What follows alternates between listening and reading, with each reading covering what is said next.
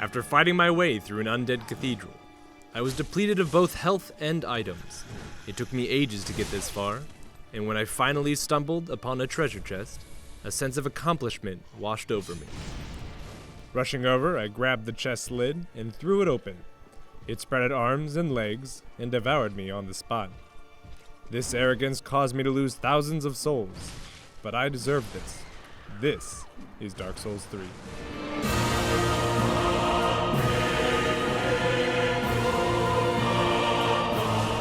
You play an undead soldier, known as an unkindled ash, bent on returning the four Lords of Cinder to their thrones. The story, in typical Souls fashion, is excessively cryptic. How much more you want to learn about the story and the world around you is up to you. Dialogue is minimum in most cases, which is enhanced by great voice acting that helps give personality to each character you meet.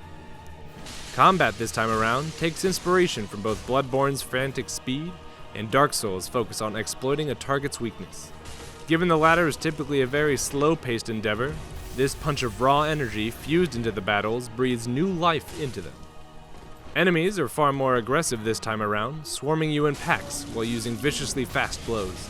There is rarely a chance to catch your breath, forcing you to focus on the enemy at hand and not what's going on around you. Fighting is as much about utilizing opportunity as it is studying your foe's attack patterns and committing them to memory. Whether it's attacking the sword arm of shielding knight or picking off a group of mad villagers from a distance, Dark Souls 3 offers exceptionally dynamic and deep combat.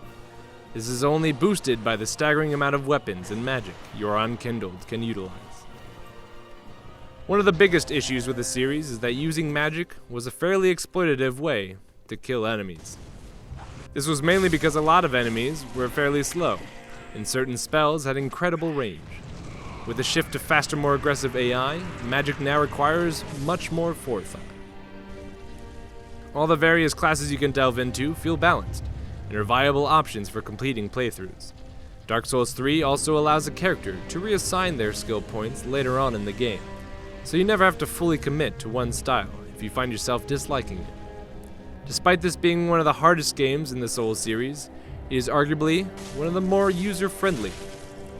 While some item uses are fairly hidden away, there was never a point where the game made me feel completely lost on what to do or where to go next. This, of course, is thanks to a superb level design implemented in Dark Souls 3. Areas feel like giant mazes, all expertly interconnected through hidden walkways, passages, and doors. You may fall through some rotting floorboards only to find yourself in an area you have never visited before. Discovery is at the heart of Dark Souls 3, as the game almost has an obsessive way of hiding items in every single corner or location that's entirely out of your way. Your willingness to claim these rewards will always come at the cost of risking your life, as the best materials are usually guarded by a powerful enemy. However, no enemies are as powerful as Dark Souls 3's impressive roster of bosses.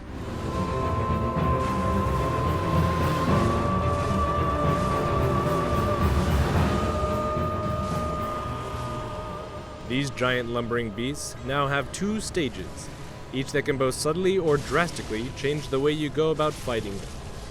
One boss summons illusions of himself that fire magic projectiles at you once he reaches 50% of his health, forcing you to take a slower, more methodical approach in finishing him off. Others challenge everything you've learned, facing off in a style more akin to a veteran PvP player than a powerful boss. It's rare that you will come across a boss that doesn't bring something new to the table, but a few seem far too rudimentary in the way to kill them. Some of these bosses are a simple game of attacking a specific weak point until they die, which robs a bit of the challenge these creatures should bring. We wanted to wait until the servers went up to fully test the online experience, as the PS4 versions we tested felt slightly barren at times. Thankfully, Dark Souls 3 brings the unique and fun player versus player battles with no server issues at all. There is a nice fluidity to the online component, as even if you are adventuring alone, you never feel totally isolated. Helpful notes are scattered across the world from other players, offering advice to those who may not know how to get past a certain area. Sadly, technical issues have sapped some of the fun out of the experience, as the unpatched version of the game has some glaring problems. The frame rate at times is ludicrous, as you can feel the game straining to keep up. This is especially noticeable during certain boss battles, where a dip in the frame rate could rob you of that perfect dodge. It has a bad habit of removing you from the world. Thankfully, after the patch, this problem was far less frequent.